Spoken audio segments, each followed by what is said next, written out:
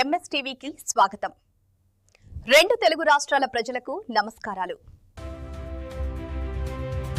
Welcome to MS media. ఈరోజు నెక్కెలం కొలగూడెం MPB స్కూల్లో ఉన్నాము.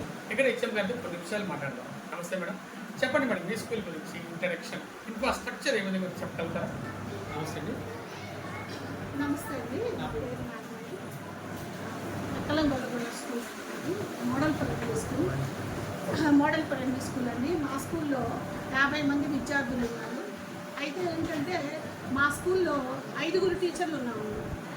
అయితే ఇక్కడ స్టూడెంట్స్కి అన్ని ఫెసిలిటీస్ మేము ప్రభుత్వం ద్వారా అన్ని ఫెసిలిటీస్ కల్పిస్తున్నామండి.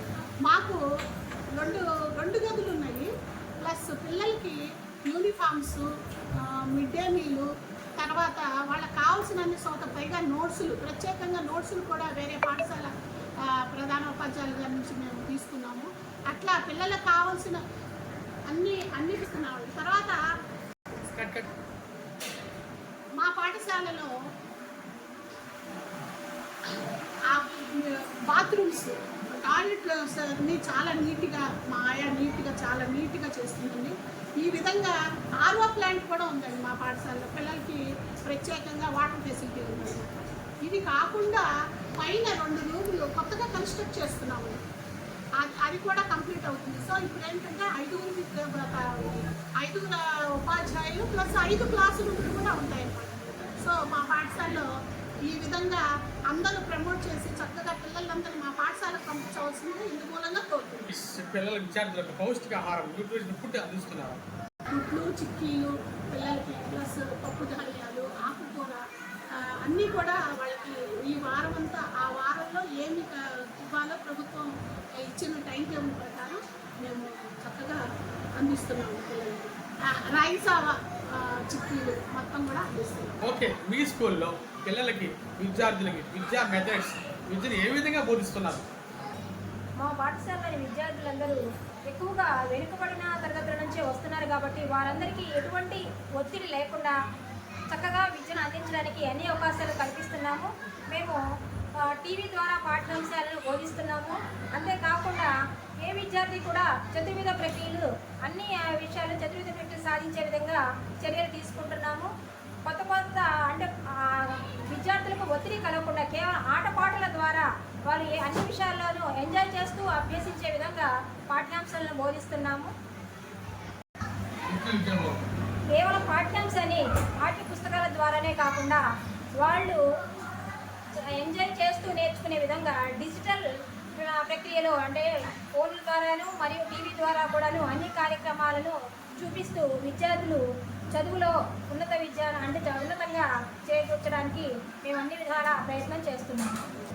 ఈ పాఠ్యాంశాల్లో వ్యక్తిగత చర్య తీసుకోవడానికి ప్రతిరోజు వాళ్ళకి హోంవర్క్ ఇవ్వడము, పాఠ్య నోట్స్లు కరెక్షన్ చేయడము, తల్లిదండ్రుల్ని కూడా వాళ్ళ విషయంలో ఇన్వాల్వ్ అయ్యేటట్టుగా చేస్తున్నాము. ఓకే మేడం, మరి ప్రభుత్వం వారి పిల్లలకి చదువుకోవడానికి ఎటువంటి సదుపాయాలు, సౌకర్యాలు, పథకాలు అందజేస్తున్నారు? మా పాఠశాలలో విద్యార్థులకి తల్లికి వందనం ద్వారా ప్రతి విద్యార్థికి 13,000 ఇచ్చడం జరుగుతుందండి. ప్లస్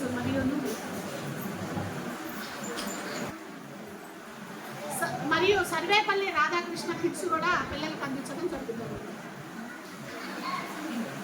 ఇటువంటి ప్రోత్సాహాలన్నీ ఈ ప్రభుత్వ పాఠశాలకు అందిస్తున్నందుకు విద్యాశాఖ మంత్రి గారు నారా లోకేష్ గారికి మరియు ప్రత్యేకంగా మాకు MBO 1, 2 గారు కూడా చాలా విద్యార్థుల్ని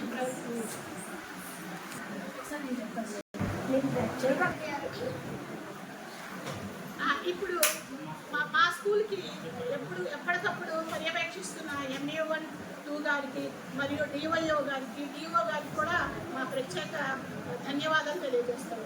విద్యతో పాటు క్రీడలు కూడా మీ స్కూల్లో ప్రోత్సహిస్తున్నారా? అదేవిధంగా స్కూల్లో ఆడేటప్పుడు ఏదైనా అనారోగ్యం, అస్వస్థత గురితే ఎటువంటి చర్యలు తీసుకుంటారు? విద్యార్థులకు ఆడుకోవడానికి తగినంత స్థలం లేదు. అయినప్పటికీ మేము విద్యార్థుల్ని క్రీడా రంగంలో ముందుంచడానికి ఇండోర్ గేమ్స్ ఆడిస్తున్నాము.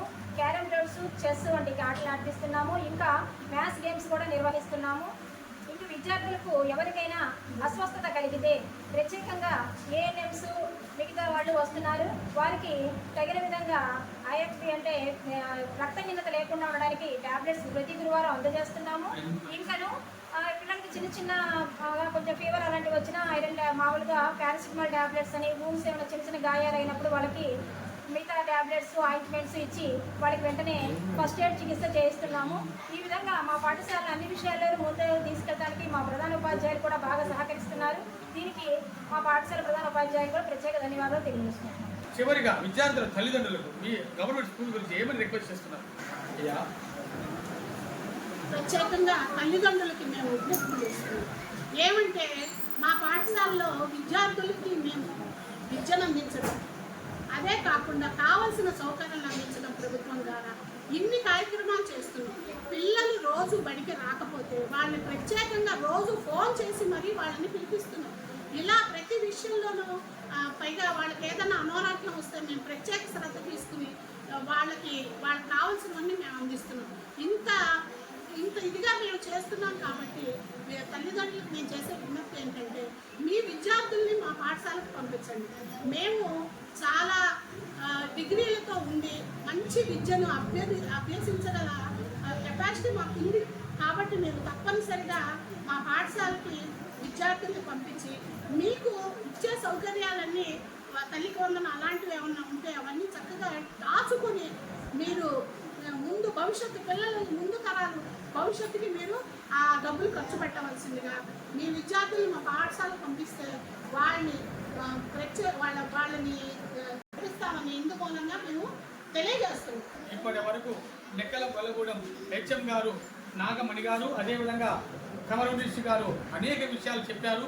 గవర్నమెంట్ స్కూల్స్లో మరి ఇంత ఇన్ఫ్రాస్ట్రక్చర్ ఉండగా ఇంత క్వాలిఫికేషన్ ఉపాధ్యాయులకు ఉండగా అదేవిధంగా మంచి భోజనం పెడుతుండగా క్రీడలు ఆరోగ్యం చూస్తుండగా ఇది ఎందుకని ప్రైవేట్ స్కూల్స్ వైపు చూస్తున్నారని వాళ్ళు ఆరోపిస్తున్నారు. అదేవిధంగా విద్యార్థుల తల్లిదండ్రులారా ఒకసారి ఆలోచించమని విజ్ఞప్తి చేస్తున్నారు. మీరు కూడా మీ తల్లిదండ్రులు ఒక్కసారి విజిట్ చేసి గవర్నమెంట్ స్కూల్లో ఏదో లేదనుకుంటున్నారు అన్నీ ఉన్నాయని గమనించగలని ఎంఎస్ మీడియా తరఫున మీకు వివరించడం జరుగుతుంది. ఇటువంటి స్కూల్ని నడిపిస్తున్నటువంటి కమరుడిషి గారికి హెచ్ఎం గారు నాగమణి గారికి కంగ్రాచులేషన్స్.